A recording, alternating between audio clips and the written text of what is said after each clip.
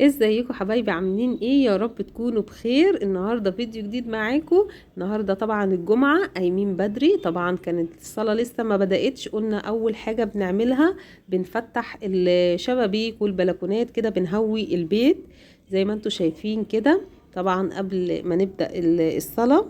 والنهارده طبعا الجمعه بتاعتنا مسميينها جمعه النشاط. ليه مسمينها جمعة النشاط؟ هتعرفوا دلوقتي كل حاجة معايا لما تتابعوا الفيديو كده ان شاء الله للآخر. بس اهم حاجة ما تنسيش تشجعيني باللايك وتشتركي في القناة لو اول مرة تشوفيني، وتفعلي زر الجرس عشان يوصلك كل جديد.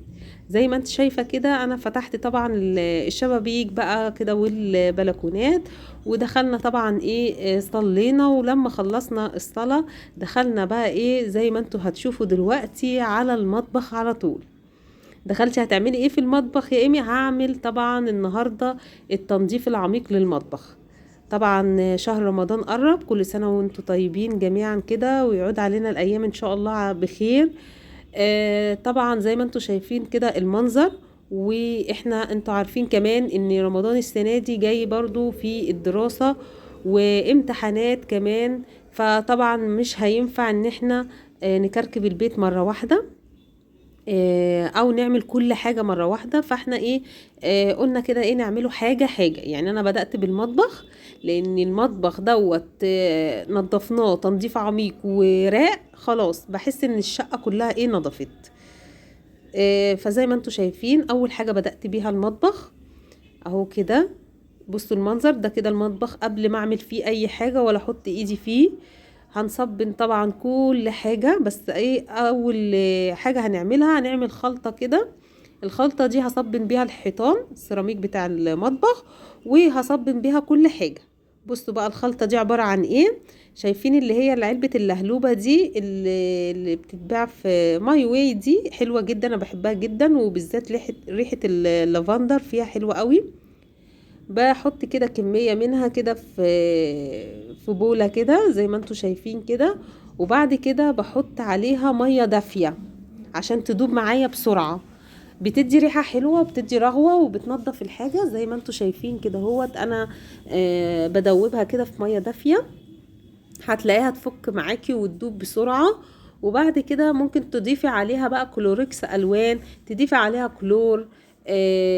بس كده انا هي دي الخلطة اللي انا بستخدمها ان انا اصبن بيها اي حاجة طبعا، سواء مطبخ، بوتاجاز، تلاجة، اي حاجة زي ما انتوا شايفين كده.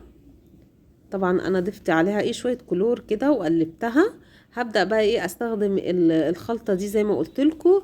ان انا بقى اعمل ايه، بصوا كده ايه، بنضف المعلقة كمان. بصوا هنا كنت صبنت التلاجة من بره والغسالة. انا عايزة اقول لكم طبعا في المقطع انا ما صورتوش، ان انا زحت التلاجة من مكانها ونضفت وراها ونضفت السيراميك بتاعها اللي وراها، ونفس الحكاية الغسالة. بس طبعا ايه المقطع ده ما صورتوش لاني ما كنتش قادرة، لان الحاجة تقيلة جدا. بس يعني الحمد لله ايه، يعني بالراحة كده واحدة واحدة لقيت ايه ان انا بزحزح الحاجة من مكانها عشان انضف طبعا ايه وراها. فطبعا لما رجعت الحاجة مكانها بدأت بقى ان انا ايه، اصبنها كمان من قدام وكده. بدأت هنا برضو ايه اصبن زي ما انتوا شايفين كده السيراميك. ادعك السيراميك كده اهو. جميله جدا زي ما قلت لكم، الخلطه دي حلوه قوي. وبصوا بقى طبعا انتوا عارفين من زمان ان انا بحب جدا المنتج اللي هو سيترس ده في تنظيف الدهون.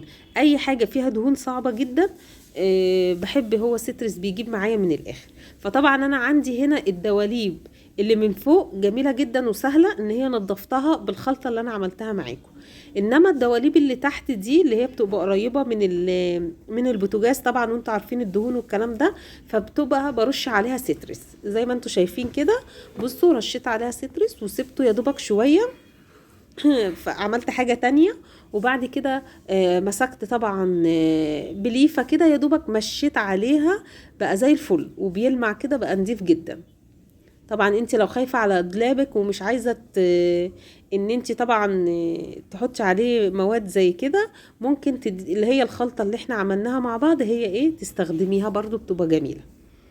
بس طبعا احنا عشان ايه برضو عايزين ايه ننجز، فسترس بايه بيخلص معانا قوي. برضو الجنب اللي هو ناحية البوتاجاز اللي انتوا شايفينه ده هحط عليه برضو نفس الحكاية، دعكته بقى زي الفل. بصوا الدولاب بقى زي الفل ازاي، وبصوا تحت برضو بقى زي الفل زي ما انتوا شايفين كده. بصوا كل حاجة بقت بتلمع ازاي، النظافة حلوة جدا، بتخلي كده الراحة نفسية كده، بالذات المكان اللي انت بتقفي فيه اكتر وقتك اللي هو المطبخ كمان زي ما انتوا شايفين كده. بصوا انا كده هنا كنت خلصت طبعا الجنب ده كله تمام كده، وخلصت الجنب التاني برضو. كان فاضل بقى ايه معايا البوتاجاز، وكان برضو الجنب اللي ورا البوتاجاز برضو قعدت ازيح البوتاجاز كده برضو ازحزحه من مكانه عشان انضف ايه من وراه. والحمد لله برضو ايه خلصنا برضو الدنيا الحمد لله لميناها.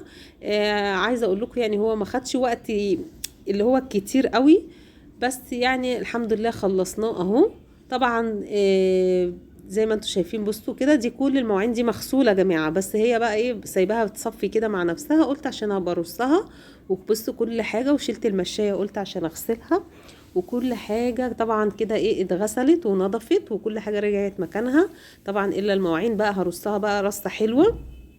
خلاص كده نيجي بقى ايه النهارده الغدا بقى طبعا بتاعنا. طبعا زي ما انتم شايفين الولاد كلهم متجمعين في البلكونه، كانوا بيعملوا ايه، كانوا بيولعوا الشوايه اللي هي بالفحم، عشان قالوا لي طبعا ايه انت النهارده تعبتي عملت لنا المطبخ ونضفتي المطبخ، فاحنا النهارده ايه انت بس تبلي لنا الفرخه واحنا هنعمل لك ايه هنشويها لك. طيب تمام، انا تبلت لهم الفرخه عملت لها تتبيله حلوه، وهم بقى طبعا عشان اجازه بقى متجمعين فطبعا دخلوا البلكونه وقعدوا بقى ايه يولعوا الفحم زي ما انتم شايفين كده. بصوا الفحم ولع اهو كده معاهم. وكنت متبله الفرخه وحطها في التلاجة كده تاخد مع نفسها كده، تاخد من التتبيله شويه. طبعا هنا كان الفحم قليل، قلت بقى ايه اعمله لهم. هنا بقى كنت بقول بغلس عليهم شويه يعني كده وبسلم عليكم. زي ما انتم شايفين هنا كانوا خلاص ولعوا الفحم، ورحت بقى جايبه لهم الفرخه زي ما قلت لكم. انا كنت متبلاها وحطها في التلاجة عشان تقعد شويه في التتبيله. عقبال ما خلصت كانت طبعا ايه شربت التتبيله حلوه قوي. هياخدوها دلوقتي. بصوا بقى ايه جانا اهي خدتها حطيتها على الشوايه. بصوا بقى الجمال بقى. لو وصلتي بقى ايه للجزء دوت من الفيديو ما تنسيش بقى ايه تشجعيني كتير باللايك، وتشتركي لنا كده في القناه وتفعلي زر الجرس عشان تتابعي بقى كل فيديوهاتنا ان شاء الله ايه الجايه. بصوا بقى هنا قعدوا بقى طبعا ايه حطوا الشو اللي على اللي هو الجلد، وقعدوا بقى ايه يشوا. بصوا المنظر بقى. يلا يا جماعه بقى ايه اتفضلوا معانا. بصوا منظرها تحفه ازاي. ده كان بقى يوم الجمعة بتاعنا، يا رب يكون كده عجبكم ويكون الفيديو كده عجبكم. ودي كانت الأجازة بتاعتنا، أي نعم متعبة بس كلها برضو نشاط، وختمت بالأكلة الجميلة دي كده والتجمع الحلو. يا رب يكون الفيديو النهاردة عجبكم كده. أشوفكم بقى على خير، والسلام عليكم ورحمة الله وبركاته.